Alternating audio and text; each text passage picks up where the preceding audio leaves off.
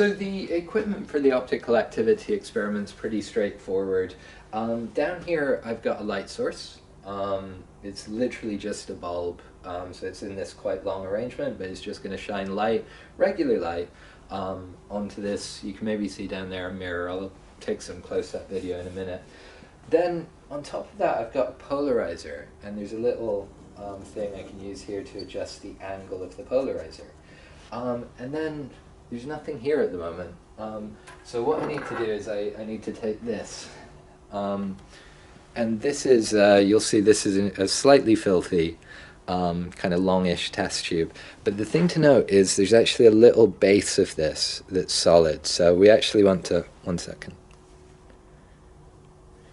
We actually want to make sure that the ruler begins here, not here, if you see what I mean. So I just want to take this, and I'm going to put it into my system, and just grip it with both of these clamps. If you're doing this, it's sometimes nice if you can get cork-lined clamps, but these ones the cork's wearing off on just a little. Okay, it's not quite right, so I just need to loosen this enough that I can move it a little. And then I'm just going to adjust, there we go, until it's perfectly at the level of the ruler. And what we're going to do, so we're going to fill this with sugar solution to different heights. I'm going to try to do 5, it depends how steady my hands are feeling for pouring. And then the polarized light's going to come through here, and then up at the top here we have an analyzer and a mirror there. Now the mirror here serves no purpose other than when you're sitting at the bench adjusting the polarizer, so you'd be, if you were in the lab, you'd be doing like this. Ooh. And my angle's right here.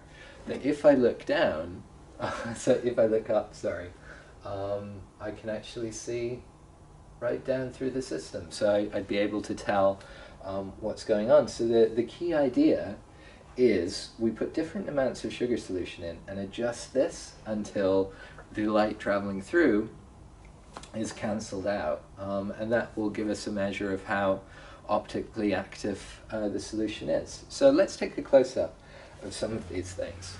So here you can see the light, that's the silver thing, with the mirror just reflecting it up to the polarizer. And then we have, there's our ruler, we look up. So you can see maybe when I get the angle just kind of right, we can look down the column. So the next thing I need to do is make up some sugar solution. Now normally what I would do, this, as you can see on the side here, is a 600 milliliter bottle. So normally what I would do is I'd put in about 550 milliliters of boiling water, and then I'd add 50 grams of sugar.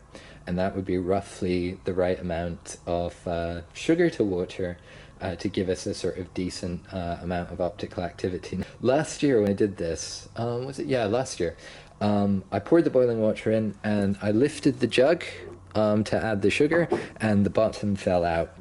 So this year, to avoid that happening, I'm just going to use hot water. So I'm going to fill it with hot water from the tap, and I'm going to add sugar in. And the only real difference, it might be a problem, but the only real difference should be that it'll take a lot more stirring for me to get the solution to actually kind of form.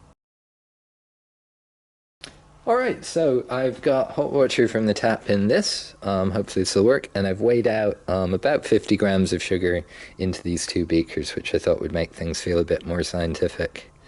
And just by watching this video, you've actually earned a first-class degree in chemistry.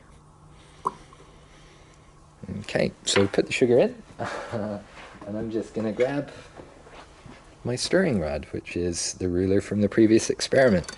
It's like bringing back a guest star on a TV show. Like the bit in WandaVision where they have the different Quicksilver. So I'm just going to stir this for a bit, and a solution will form, but I'm probably not going to record it because watching a man stir a bottle of sugary water doesn't seem like entertainment to me. And I've got nearly 30 subscribers on YouTube now, so you know I need to have top content.